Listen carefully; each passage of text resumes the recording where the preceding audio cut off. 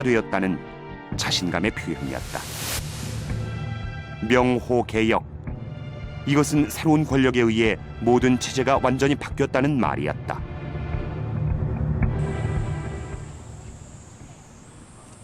내무랑대에 이루어진 정치적인 변화는 자생적인 것이었을까? 강력한 위부 세력의 유입 때문은 아니었을까?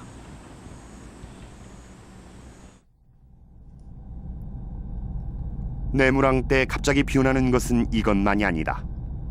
이전 시기와는 전혀 다른 획기적인 묘제가 이때 나타난다. 학자들 사이에서는 내무랑릉이 앞서 본 것이 아니라 황남대총이란 설이 꾸준히 제기돼 왔다. 이 주인공을 둘러싸고 논란이 많이 있습니다. 눌지왕대로 보는 견해가 있고 그 아버지인 내물마리간으로 보는 견해가 있습니다. 저는 연대를 조금 더 높여서 한 50년 빠르게 내물마리간으로 그렇게 보고 있습니다. 1973년 7월 6일 역사적인 순간에 98호 고분 발굴을 위한 첫 삽질을 했습니다. 황남대총은 경주 고분군 중에서도 가장 큰 무덤으로 높이는 23m, 길이는 무려 100m가 넘는다. 흙을 제거하는 데만도 1년이 넘게 걸렸다. 이 발굴은 대통령이 현장을 방문할 정도로 당시 국가적인 관심사였다. 최고의 노력으로 조심스럽게 진행되던 발굴. 드디어 신라시대의 화려한 황금 유물들이 쏟아져 나오기 시작했다.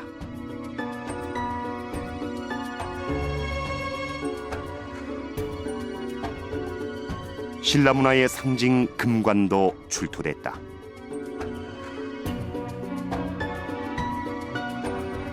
지금까지 전 세계적으로 알려진 금관의 수는 모두 10여 점. 그중 6점이 신라왕족의 무덤에서 발굴됐다. 나뭇가지와 사슴뿔을 상징하는 관장식에 화려한 고곡이 달려있다. 황금으로 만들어진 요대다. 신라인들은 황금으로 갖가지 장신구들을 만들었다. 그런데 이 황금 숭배는 유목민족의 가장 큰 특징이다. 유목민족, 스키타이 민족이지 유목민족은 재산을 금으로 합니다. 이동하기 때문에 수초를 따라가지고 전부 말에 싣고 가요. 그래서 금을 존중하는 민족은 유목민족입니다. 이 유목민족이고 농경민족은 금을 숭상하지 않습니다. 토착에 살기 때문에. 그래서 중국은 농경민족이거든요. 그러니까 황실은 옥을 숭상했고 백제 저기도 금을 숭상 안 했거든요. 신라만 그랬거든. 화려한 황금 유물과 더불어 학자들을 놀라게 한 것은 무덤의 구조였다.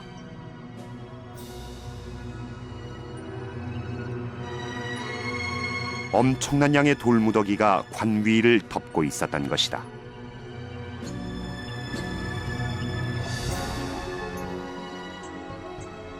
나무로 만든 관과 부장품을 넣고 나무 덧너를 씌운 후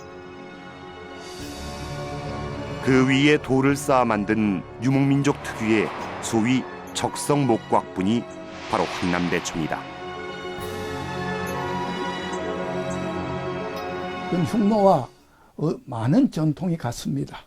문화 묘제가 우선 같고 흉노족의 그 묘제 구르칸묘 그게와 신라의 적성 목곽뼈가 같고 그 사람들의 또 이 뿔잔 리턴 문화가 같고 또 하나의 황금 숭배 이게 같고 내무랑이 시조묘의 제사를 지낼 때 자주색 구름이 어리고 신비로운 새들이 모여들었다고 한다. 유목민족에게 새는 중요한 토템 중 하나다.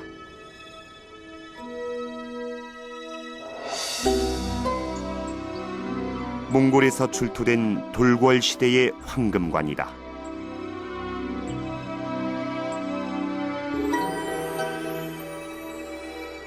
봉황으로 보이는 새가 조각돼 있다.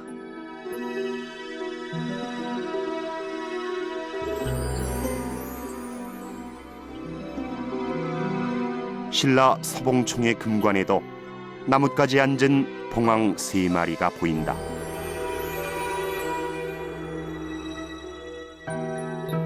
결국 기말지 설화의 황금 상자와 흰 닭은 유목민족의 문화 코드였다. 신라 김씨 왕족이 북방에서 왔음을 신화적으로 나타낸 것이다. Монголын язгуурлаг гол овгууд ингэ шоу шүтэж байсан талаар түүнээс гадна одоо жишээл зөрчид манж нарын өвөг дээдс бас энэ шоуг эрхэмлэн шүтэж байсан юм баримт байдаг юм аа. За тэгээд манжи үнэн магадгүй гэдэг одоо сурвалжтэй манж нарын өвөг дээдс бол одоо энэ шаазгатай холбоотой гэсэн юм баримт бий. Тэгэхээр ер нь энэ шууны шүтлэг тотем гэдэг бол зүүн Монголоор тогтохгүй зүүн Азийн энэ угсаатнуудын дотор их өргөн дэлгэрсэн зүйл байжээ гэж хэлж байна. 그런데 황남대총 발굴 당시 분석하지 못한 유물이 있다. 동관이 있었던 머리 부분에서 피장자의 아래턱뼈와 치아가 생생한 채로 발견되어 발굴 조사원들을 긴장시켰다.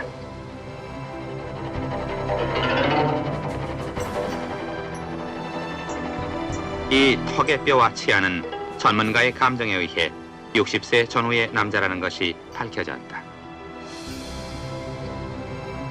당시의 기술론 인골의 나이를 제외하곤 더 이상 알아낼 수 있는 것이 없었다. 유골을 고고학적 유물로 활용할 수 없었던 것이다. 결국 이 뼈는 다시 황남대총에 묻히게 된다.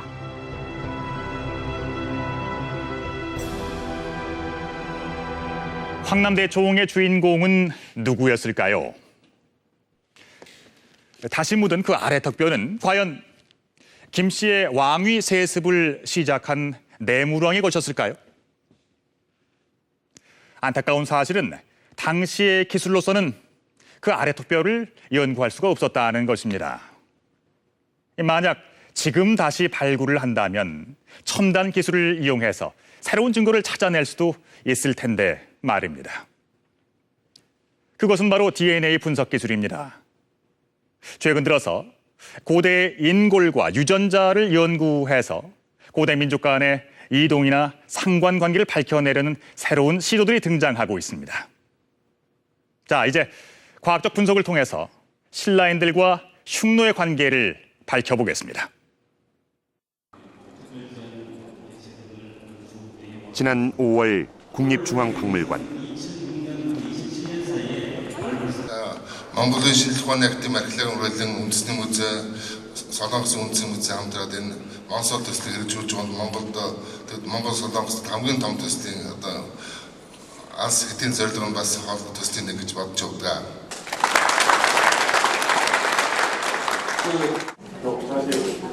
몽골의 흉노 무덤을 발굴한 성과전이 열렸다. 우리나라의 국립중앙박물관 팀이 직접 발굴을 주도한 무덤이었다. 유목민족의 무덤에서 예외 없이 나오는 동복, 즉 구리소치다. 대표적인 유목민족 지표 유물인 동복은 우리나라의 가야와 신라에서도 출토된다.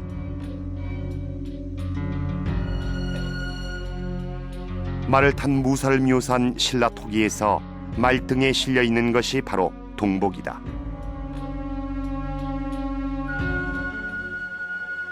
금을 좋아하는 유목민들답게 관 밖에도 화려한 금박 장식을 둘렀다.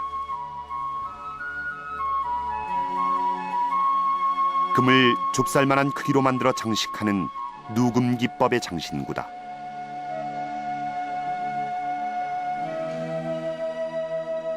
몽골의 흉노 무덤에서 나온 유물들은 신라 김씨 왕족의 그것과 매우 유사하다.